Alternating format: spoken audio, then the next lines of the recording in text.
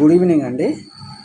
నేను ఈరోజు చూపించబోయే వీడియో అవుతుంది సింహాచలం దేవస్థానం గిరిప్రదక్షిణ చూపిద్దామని వీడియో చేస్తున్నాను. మీరు ఎక్కడ స్కిప్ చేయకుండా చూడండి. సింహాచలము మహాపుణ్యక్షేత్రము, సింహాచలము మహాపుణ్యక్షేత్రము, శ్రీవరాహ నరసింహుని దివ్యధామము, సింహాచలము మహాపుణ్యక్షేత్రము. నరసింహ లక్ష్మీ నరసింహ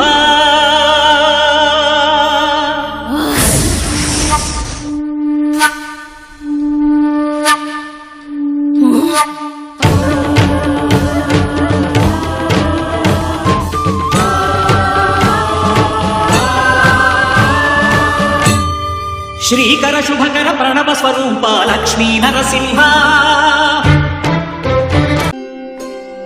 జ్వలత్కరాళ జిహ్వికా ఖగత్కఠోరదంశ్రికా ప్రదీప్త దిగ్విదిక్తట ప్రచండవర్ణికీలకా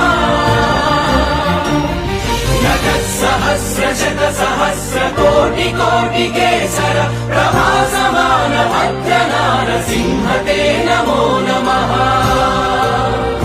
నారసింహతే నమో నమః.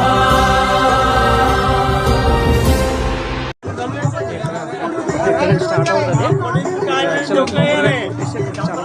కొడుతున్నారు ఇక్కడ.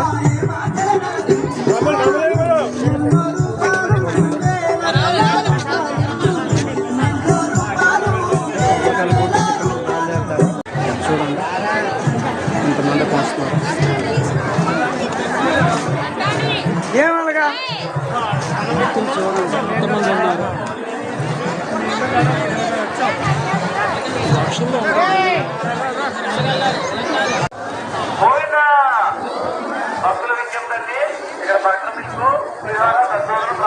లక్షల్లో జనాభా అండి, మామూలు జనం ఉండరు. ఇది యాక్చువల్గా సీతందారి ఏరియా మొత్తం అంతా. మెడికల్ సివిల్ ఏర్పాటు చేశారు. జనాలు కూడా ఇబ్బంది ఉంటుంది, అవసరం ఉంచారు. అడుగు అడుగునా కూడా చాలా ఉన్నాయి.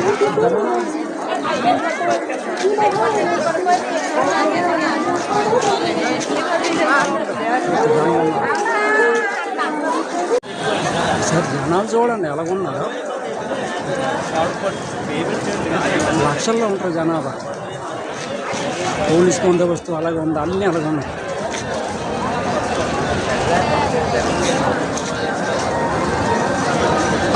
జనాలు ఎలాగలగా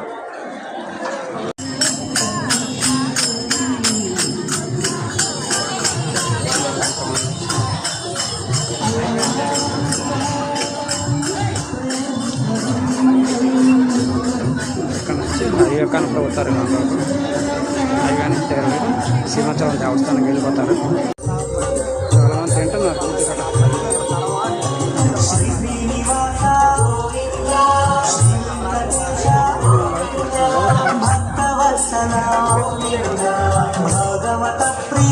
చాలా జనం ఉన్నారు.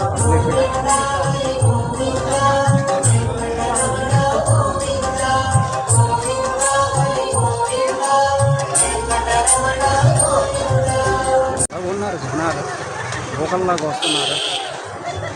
ఘోరం ఉన్నారు పబ్లిక్. అనుకున్నాను వస్తున్నాను. లక్షల్లో ఉంటారండి జనం, మామూలుగా కాదు. సింహాచలం దేవస్థానం దర్శనకొచ్చిన లక్షల్లో భక్తులు జనాలు ఎలా ఉన్నారు. లక్షల్లో ఉంటారు మామూలు జనం, చాలా జనం.